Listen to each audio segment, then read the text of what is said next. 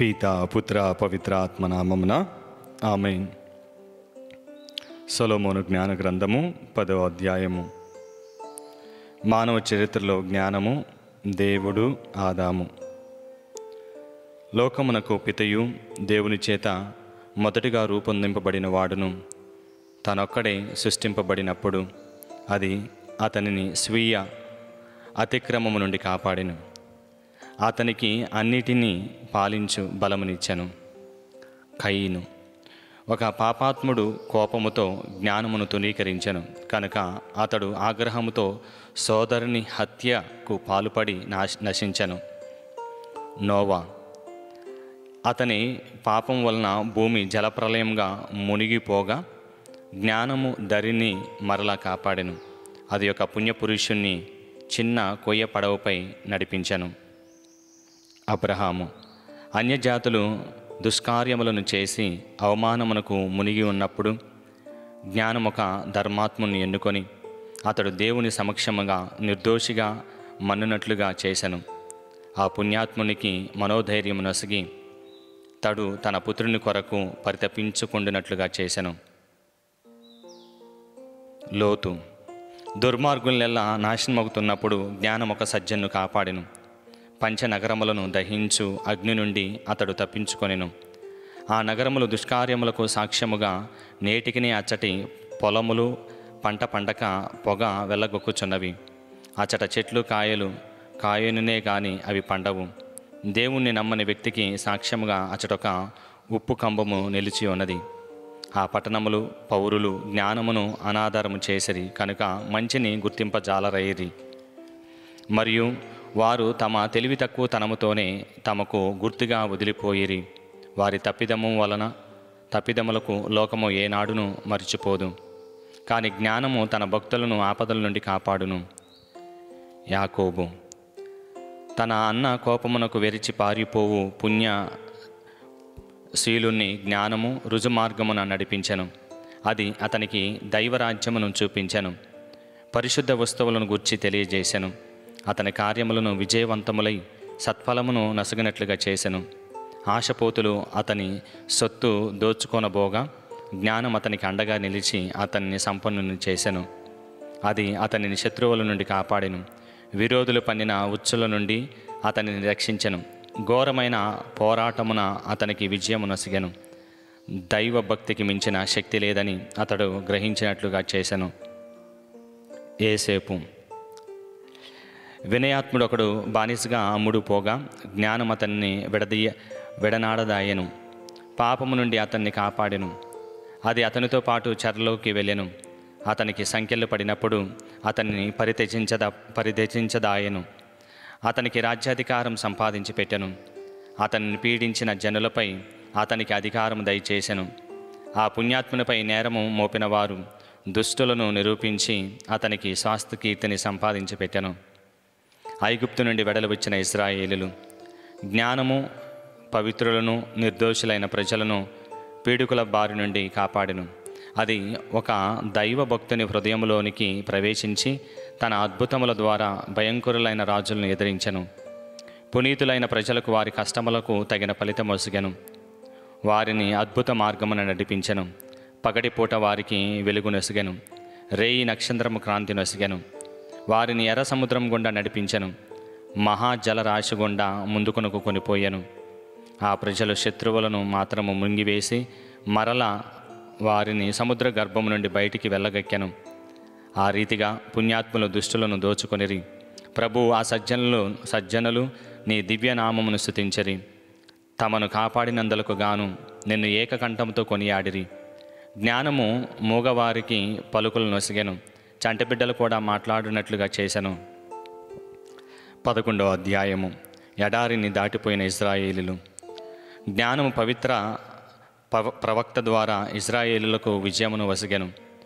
వారులు నరులు వసింపని మరుభూమి గుండా ప్రయాణము చేసిరి. జనసంచారము లేని తావుల్లోకి విడిది చేసిరి. తమ శత్రువులను ఎదిరించి పోరాడిరి. ప్రభు ఆ ప్రజలు దప్పికొన్నప్పుడు నీకే మనవి చేసిరి. నీవు శిఖరాగ్రమును నుండి వారికి నీరొసగితిరి. కఠిన శిల నుండి వెలువడిన నీటి వలన వారికి దప్పిక తీరెను. జలము వలన ఇశ్రాయేలులకు రక్షణ, ఐగుప్తులకు శిక్ష. ఇశ్రాయేలులు శత్రువులకేది శిక్షకు కారణమాయను, అదే ఇశ్రాయేలులకు ఆపదలలో రక్షణకు కారణమాయను. ఇశ్రాయేలు పిల్లలను చంపమను శాసనములకు ప్రతిగా నీవు వారికి సజీవ నీటి బుగ్గకు బదులుగా రక్తముతో కలుషితమైన నీరు ఇచ్చితివి. నీవు తలవని తలంపుగా పుష్కలమైన నీటిని ఇచ్చి ఎడారిలో నీ ప్రజలకు కలిగిన దప్పిక తీర్చుట ద్వారా నీవు శత్రువుల దప్పిక నందజేసి ఎట్లు శిక్షించితివో వారు గ్రహించినట్లు చేసితివి. నీవు నీ ప్రజలను పరీక్షలకు గురి చేసితివి. అవి నీ కరుణ ప్రదర్శించు దండనములను మాత్రమే. కానీ నీవు కోపగించినప్పుడు శత్రువులను క్రూరంగా శిక్షింతువని ఆ పరీక్షల ద్వారానే ఇశ్రాయేలు గ్రహించిరి. నీవు నీ ప్రజలను తండ్రి వలె పరీక్షించి హెచ్చరించితివి. కానీ శత్రువులను కఠినుడై రాజుల వలె పరిశీలించి శిక్షించితివి. ఆ శత్రువులు తాము నీ ప్రజలకు దగ్గరగా నున్నను దూరంగా నున్నను ఘోర శ్రమలను అనుభవించరి. వారి యాతనలు రెట్టింపాయెను. వారు తమకు కలిగిన కష్టములను జ్ఞప్తికి తెచ్చుకొని అంగలార్చరి. తమ శిక్ష వలన ఇశ్రాయేలులకు ఆనందం కలిగినని గ్రహించి నీ వలన అది ఎలా జరిగిననియూ అర్థం చేసుకొనిరి. పూర్వము వారెవరిని నిరాకరించి బయటికి గెంటివేశారో, ఎవరిని ఎగతాళి చేశారో అట్టి వారిని గాంచి ఇప్పుడు ఆశ్చర్యపడిరి. అవును, దుష్టుల దప్పిక పుణ్యపురుషుల దప్పిక వంటిది కాదు. ప్రభు ఐగుప్తుల పట్ల ఓర్పు చూపుట. ఆ విరోధులు తమ దుష్టత్వం వలన మూర్ఖులై జ్ఞానము లేని సర్పముల వలె హేయములైన మృగములను కొలిచరి. కనుక నీవును రహితులైన ప్రాణుల ద్వారానే వారిని శిక్షించి ఎట్టి పాపములకు అట్టి శిక్ష ప్రాప్తించునని వారికి నేర్పింతివి. ప్రభు, రూపరహితమైన పదార్థము నుండి ఈ జగత్తును సృష్టించిన మహాశక్తివంతుడవు నీవు. అట్టి నీవు తొడేళ్ల మందను లేక క్రూర సింహములను ఆ శత్రువుల మీదికి పంపి వారిని శిక్షించి ఉండవచ్చును.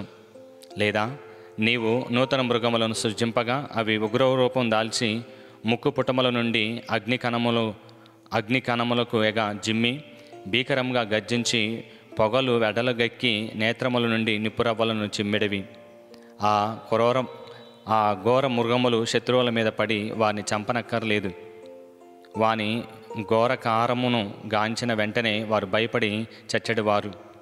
అసలు ఈ మృగములను కూడా అవసరం లేకుండానే కేవలం నీ శ్వాస మాత్రమే వారిని మట్టిపెట్టి ఉండేటిది. నీ న్యాయము నీ శక్తి వారిని హతమార్చి ఉండేటిది. కానీ నువ్వు అట్లా చేయవు.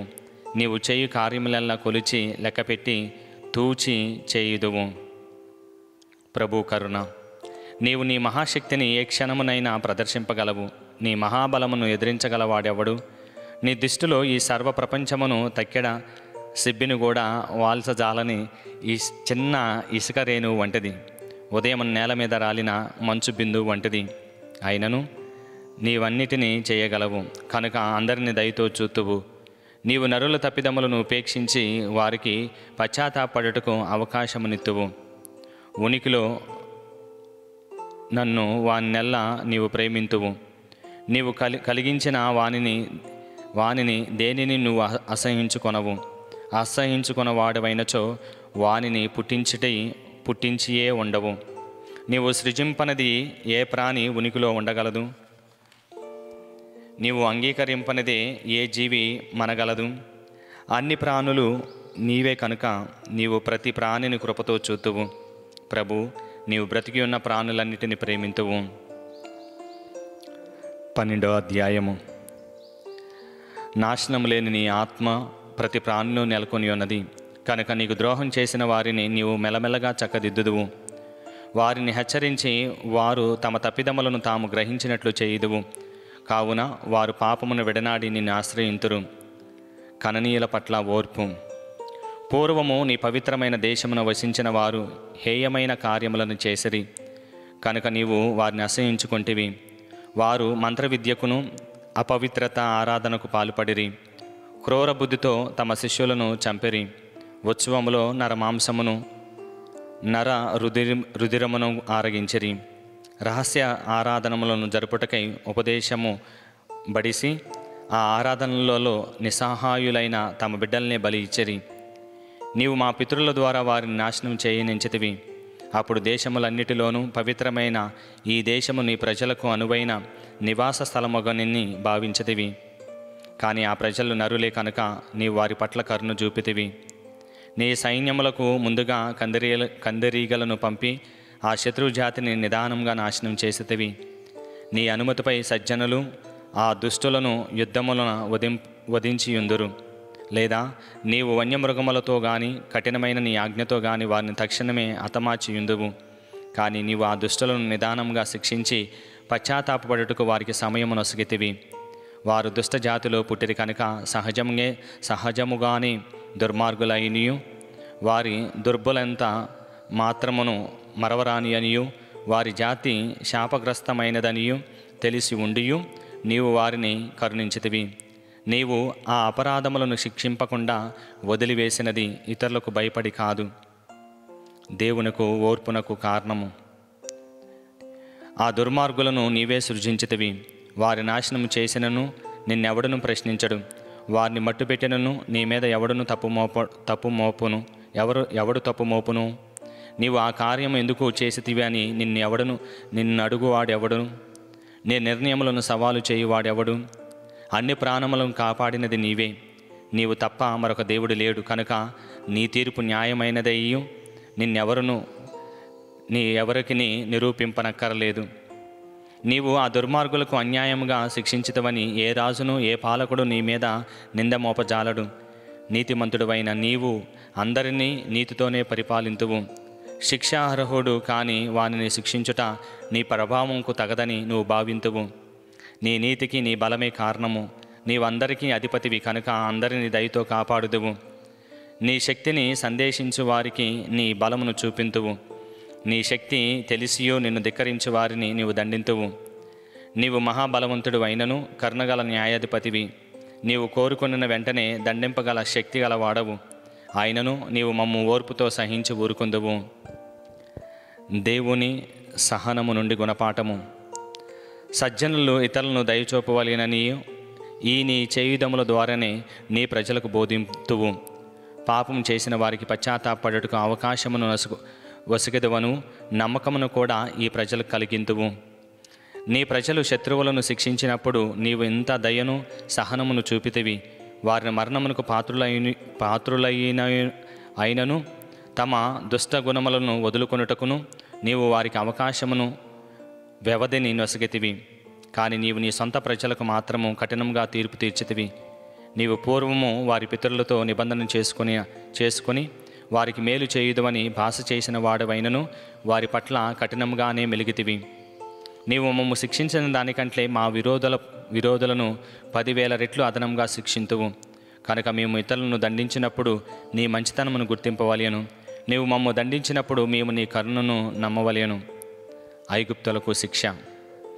బుద్ధిని కోల్పోయి దుష్టకార్యములను చేయు వారిని ఆ దుష్టకార్యములతోనే నీవు కఠినంగా శిక్షించితివి. ఆ జనులు సత్య మార్గము నుండి పూర్తిగా వైదొలిగి నీచములు హేయమైన మృగములను దైవములుగా కొలిచెరి. కనుక నీవు వారి మూర్ఖత్వను వారిని శిక్షింపగా వారి నిజంగానే మూర్ఖులని రుజువాయెను. మూర్ఖులను పరిహాసము చేయి ఆ శిక్ష నుండి గుణపాఠం నేర్చుకొనిన వారికి దేవుడు కఠోర దండన ప్రాప్తించెను. ఆ దుష్టులు ఏ ప్రాణులను దైవంగా భావించి కొలిచెరో ఆ ప్రాణుల ద్వారానే తమకు శిక్ష ప్రాప్తింపగా నిరుత్సాహపడి తాము పూర్వము వనిన కొలువు నిరాకరించారో ఆయన నిజమైన దేవుడని గ్రహించిరి. కనుకనే వారికి కటువైన అంతిమ శిక్ష కూడా ప్రాప్తించను. ఈరోజుతో సొలొమోను జ్ఞాన గ్రంథము 12వ అధ్యాయము పూర్తవుతుంది. పితా పుత్ర పవిత్రాత్మ నామమున ఆమేన్.